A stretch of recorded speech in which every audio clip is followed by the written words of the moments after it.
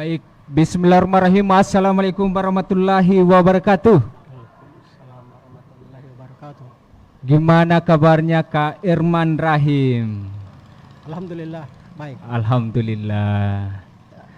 Ya meskipun dalam kondisi cuaca saat ini masih ya kurang bersahabat, tapi alhamdulillah Kak Irman menyempatkan waktu untuk hadir bersama kami lagi di podcast Jejak Kontroversi. Insya Allah. Ini topik yang kita bawa memang banyak yang bertentangan ya.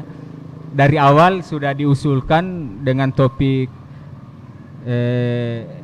pelaku pencoretan Adhan Dampea di Pilwako di 2013 ya. Ya. 2013 silam. Banyak juga yang komplain dengan topik itu, katanya ini bahwa kata pelaku itu hanya personal, sementara untuk pencoretan itu dilakukan oleh ya lembaga ya. Nah, sebelum masuk ke topik itu Kak Irman, ini kan Gorontalo ya, di Pilkada serentak ini di 2020, ini kan ada 3 daerah yang melaksanakan pilkada. Dari pengamatannya Kak Irman, ini kan di 3 pilkada ini kan pasti banyak berbeda-beda lah ya polemiknya. Di 3 pilkada ini kira-kira adakah kejadian yang sama di 2013 yang silam? Akan terulang lagi atau tidak? Oke, terima kasih. Assalamualaikum warahmatullahi wabarakatuh. Waalaikumsalam. Terima kasih atas kesempatan yang diberikan kepada saya bagi teman-teman media yang meminta kesediaan saya untuk memberikan informasi ataupun tanda petik klarifikasi ya terkait dengan persoalan pilkada. Tapi sebelumnya saya ingin juga mohon maaf apabila dalam penjelasan nanti ada kurang lengkap atau kurang sistematis. Ya. Oke, terkait dengan ini santai saja ini Kak. Oke, terkait dengan apa dulu pertanyaan pertama. Ya. Ya, kebetulan saya pasca 2013 itu saya kembali ke kampus, kemudian saya sekarang ini melanjutkan studi S3.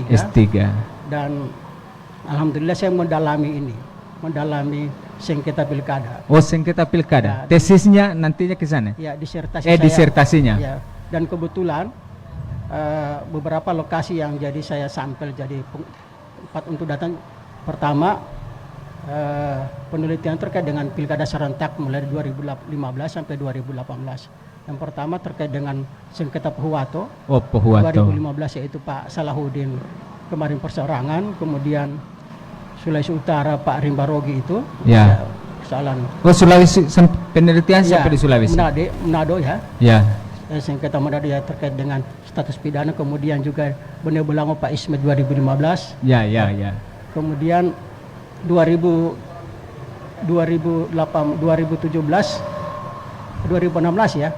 Di 2016-2017 Bualemo. Ya, Bualemo. Pak itu juga termasuk data saya juga. Kemudian 2018 itu 2018 itu terkait dengan Kota Gorontalo tentang pembatalan pasangan calon Pak Martin Taha dengan Rian Kono, meskipun pada MA pada akhirnya dikembalikan lagi. Kemudian kasus Makassar ya Pak Dani Pomanto ya itu termasuk juga itu. Ya, kota kosong, kemudian pilkada Kota Parepare itu jadi penelitian saya dalam disertasi.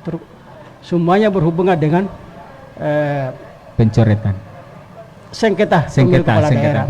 Nah, bagaimana untuk pilkada 2020 ya?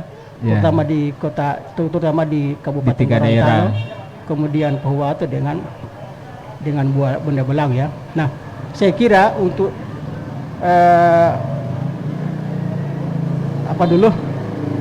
berhubungan dengan dinamika pencalonan nanti ya, biasanya ya yang paling banyak problem itu dipersoalkan melalui penelitian saya itu, dan itu bisa saja juga terjadi di Gorontalo itu terkait dengan incumbent ya. Oh, bisa jadi itu akan terjadi. Bisa saja bagi incumbent ya. Dan saya kira ya ini sebagai warning juga ya.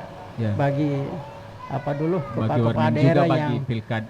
Pak daerah yang sementara menjabat kemudian mau maju kembali ya, jangan sampai terjadi seperti yang di Makassar ya. Oh, berarti ini sengketa pilkada ini soal pencoretan apa ini lebih banyak itu terjadi pada calon incumbent. Ya, karena biasanya kan incumbent itu kan apalagi undang-undang baru ya tahun 2000 undang-undang nomor 10 tahun 2016 itu ya itu sudah ada ketentuan ataupun norma-norma yang sangat apa dulu bisa menjerat kami bisa dibatalkan terutama yang berhubungan dengan kebijakan ya apa dan berhubungan dengan mutasi-mutasi kepegawaian, dan saya kira ini juga menjadi celah bagi lawan-lawan politik ataupun pasangan lainnya untuk melakukan gugatan terhadap pasangan terhadap kepala-kepala daerah yang incumbent yang ingin mencalonkan kembali. Ya tinggal diinventarisir ya masalah-masalah kebijakan yang dilakukan oleh incumbent yang berpotensi digugat ataupun dipersoalkan oleh pihak-pihak yang lain. Ini melakukan mutasi ini kan 6 bulan sebelum ini. Ya. Sebelum tahapan ya. Ya, ya. Jadi tinggal intervensi saja kalau memang di 6 bulan ini sudah ada yang melakukan mutasi atau belum. Apalagi yang berhubungan dengan bantuan bansos COVID ya. Nah, ini bisa juga berpotensi di situ. Bisa saja kalau salah kita menerapkan kebijakan, membuat kebijakan itu bisa saja jadi objek ya sengketa yang bisa dilakukan oleh pihak-pihak tertentu. Jadi harus hati-hati potensi ya. juga ini jadi di masa hati-hati COVID bansos ini ya. COVID ini ya bisa saja jadi batu sandungan buat kepala daerah yang kami ingin mencalonkan kembali. Nantinya kalau misalnya ini kan penyaluran untuk COVID kan, bansos apa semua kan di masa saat ini, itu pelanggarannya di mana sebenarnya? Iya biarlah nanti panitia pengawas yang akan ataupun Bawaslu yang akan menilai itu. Misalnya kalau bansos ada titipan-titipan apa sama itu bisa itu hati-hati. Ya. Oh artinya jangan sampai kepala daerah misalnya ada basisnya di sini, ya prioritaskan ke sini. Oh berpengaruh juga itu, bukan hanya untuk ke Tipikor misalnya. Kalau kita melihat kasus Makassar itu kebijakan itu malah legal ya, bahkan masuk ke APBD. Tetapi ketika masuk disengketakan itu dinilai oleh baik itu oleh pengadilan itu ternyata itu pelanggaran terhadap pasal 71 itu yang berakibatkan pasangan calon itu bisa dibatalkan. Padahal itu memang sudah nyata masuk di dalam program, apalagi ini COVID tiba-tiba ya. Belum ada program apa semua. Dan itu bisa nanti dilihat oleh panitia pengawas pemilu ya, dan juga kalau itu ke pengadilan, dan tentu kita juga berharap jangan sampai hal itu terjadi. Yang jelas potensi itu ada ya di pilkada ini. Ya. Nah sekarang kalau di 3 daerah ini memang kan rata-rata ini kan hanya fokus pada calon-calon incumbent. Nah sekarang banyak juga kan tidak menutup kemungkinan juga komisioner misalnya yang salah mengambil kebijakan, potensi juga tidak untuk ini.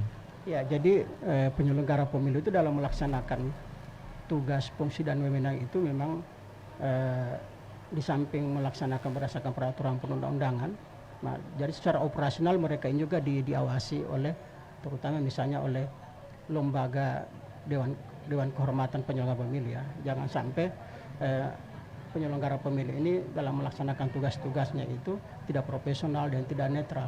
Nah, kalau melanggar itu ya asas-asas penyelenggaraan pemilu ya pasti konsekuensinya adalah kode etik, dan fatalnya itu bisa dipecat ya, dan itu sudah selama pemilu kepala daerah, bahkan selama pemilu ya, dan sejak terbentuknya terbentuknya DKPP itu ya sebagai pengawas etik ya atau sebagai lembaga yang mengadili penyelenggara pemilu yang melakukan hal-hal yang tidak profesional atau tidak netral, sudah banyak, bahkan di Gorontalo banyak juga yang dipecat. Banyak juga yang Iya. pecat. Dan kejadian itu banyak di kota. Ya, di kota. Ya, alhamdulillah selama saya jadi penyelenggara pemilu tidak pernah dipecat. Artinya apa? Artinya apa? Safety ya, jadi sesuai regulasi. Ya, karena jelas DKPP itu kan dulu mengawasi penyelenggara pemilu, apakah penyelenggara itu profesional dan netral. Ini kebanyakan kalau di penyelenggara itu kalau melanggar kode etik kemudian berujung pada pemecatan, hal apa hal yang paling rentan dilakukan oleh komisioner? Sebenarnya sederhana aja kita menyelenggarakan sebagai penyelenggara ya. Sepanjang kita konsisten terhadap aturan-aturan main ya, dan tidak terpengaruh dengan tekanan maupun kepentingan-kepentingan tertentu, saya kira kita insya Allah selamat dalam penyelenggaraan pemilu. Ya. Persoalannya ketika kita sebagai penyelenggara itu sudah ada gerakan-gerakan tambahan.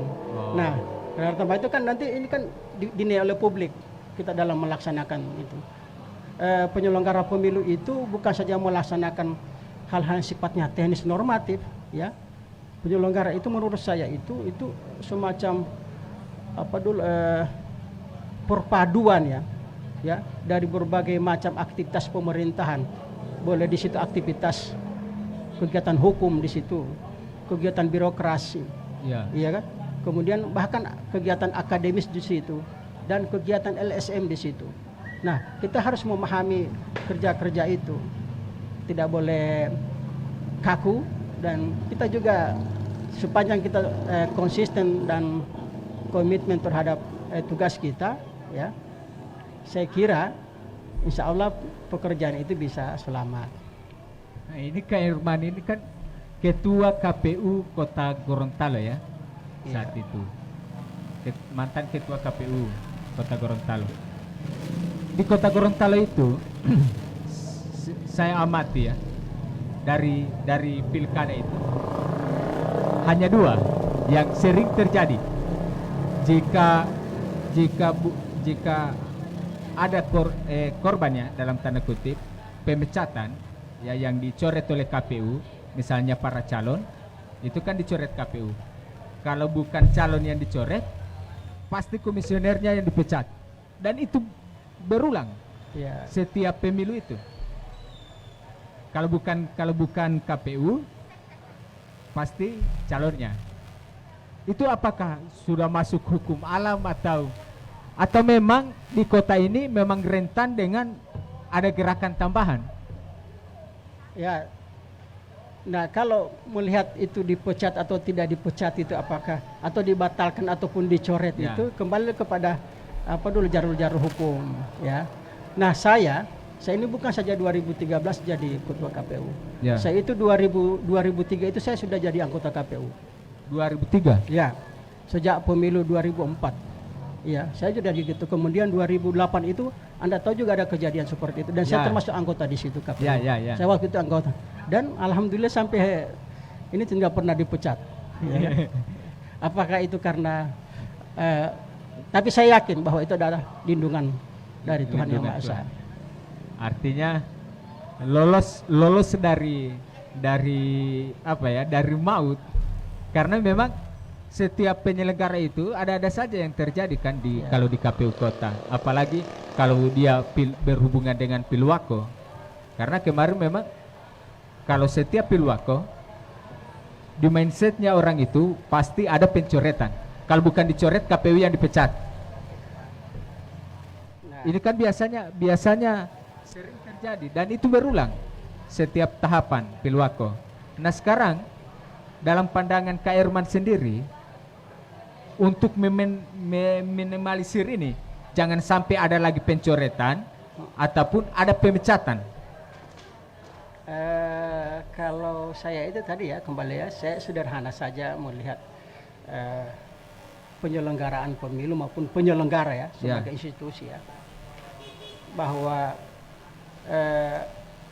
memang persoalan di penyelenggara itu menurut saya, kejadian saya itu adalah pertama rekrutmen. Ya, rekrutmen memang kalau apa yang saya katakan tadi itu bahwa kerja-kerja di KPU itu bukan kerja-kerja hukum, tetapi ada juga kerja-kerja birokrasi, kerja-kerja akademis, dan kerja-kerja LSM. Jadi itu harus menurut saya itu harus ada di penyelenggara pemilu. Dan terkadang orang yang mau masuk harus KPU mewakili unsur-unsur ini. tidak, maksud saya dia punya pemahaman itu. Ya. Kalau bukan kalau perlu dia punya ilmu tentang itu. Nah, terkadang orang mau masuk menjadi penyelenggara pemilu itu karena di situ karena cari kerja. Ya. Iya kan? Atau identik di sana ada honornya atau gajinya. Ya. Sementara bahwa sebagai penyelenggara pemilu itu udah tanggung jawab besar. Ya. Jadi yang ada kebanyakan hanya orientasi ini saja, gaji, sehingga kerja. mereka itu membawa seperti orang biasa, padahal ini tugas negara dan yang bertanggung jawab rekrutmen kepemimpinan gitu. Ya. Nah, oleh karena itu minimal kan ketika dia mau rekrut jadi seorang pemimpin, apakah itu di legislatif sebagai anggota DPR ya, ataupun jadi bupati yang menjadi, itu kan tugas-tugas KPU. Ya. Yang mestinya mereka kan punya kemampuan melebihi dari itu, kira-kira menurut saya. Orang tidak, kayaknya menurut saya itu mereka tidak sadar seperti itu, sehingga terjebak hal-hal yang sifatnya yang gaya-gaya sebelum-sebelumnya. Padahal ketika kita sudah dari itu harus menempatkan diri bahwa ini sebagai penyelenggara negara dan punya tanggung jawab besar terhadap kelangsungan demokrasi dan rekrutmen kepemimpinan. Artinya tinggal pembawaan saja. Nah, bagi saya harus kompleksitas kemampuan yang harus dimiliki oleh sebagai penyelenggara gitu. Integritas itu yang terpenting. Semuanya. Karena integritas itu kan kemampuan dari sisi intelektual, ya kan, kemampuan dari sisi spiritual maupun kemampuan dari sisi manajerial. Nah sekarang Kak Herman ini kan mantan ketua KPU dan pada saat itu melakukan pencoretan ya, termasuk Pak Adhan Dambea saat itu.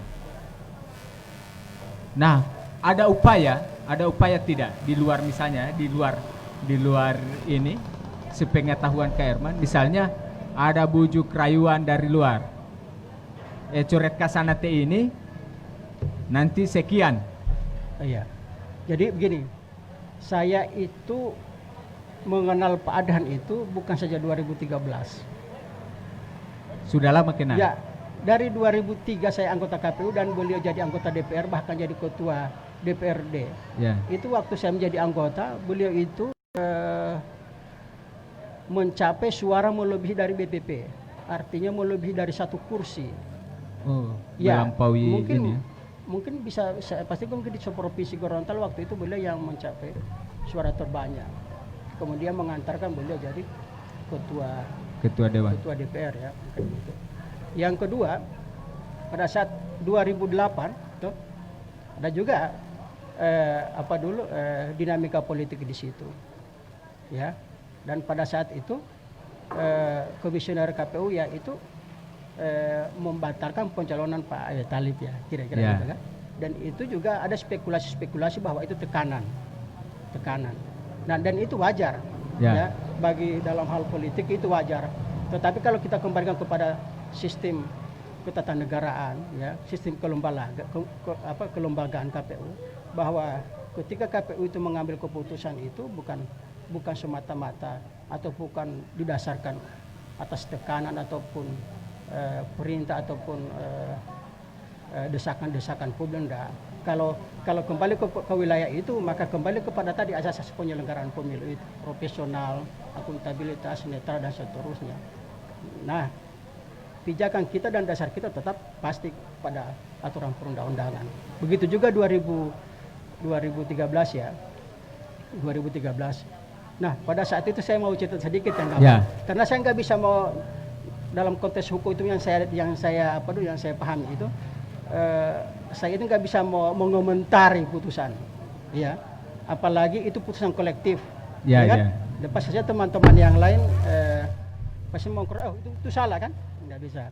Begitu dan juga peradilan, hakim itu nggak bisa mengomentari keputusannya.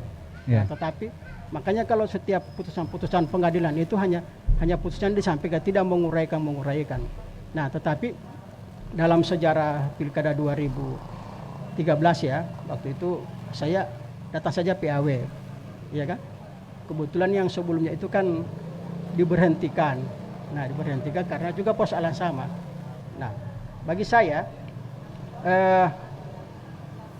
konteks saya ini itu tidak dan teman-teman itu bukan karena atas keinginan sendiri ataupun desakan orang lain, dan begitu juga bahwa keputusan itu juga bukan didasarkan juga kemauan saya, tetapi ada apa dulu tahapan-tahapan ataupun mekanisme yang dijalankan. Ingat bahwa KPU itu pengambilan keputusan itu kolektif kolegial. Ketua itu hanya memimpin jalannya pleno. Kemudian mewakili keluar ketika ada yang perlu disampaikan ataupun ke pengadilan. Nah, di saat waktu pencoretan itu apakah Kak Irman atau teman-teman lain mendapat ancaman dari pasangan calon atau dari pendukung pasangan calon? Jangan dulu dijawab, Ya, kita rehat sejenak.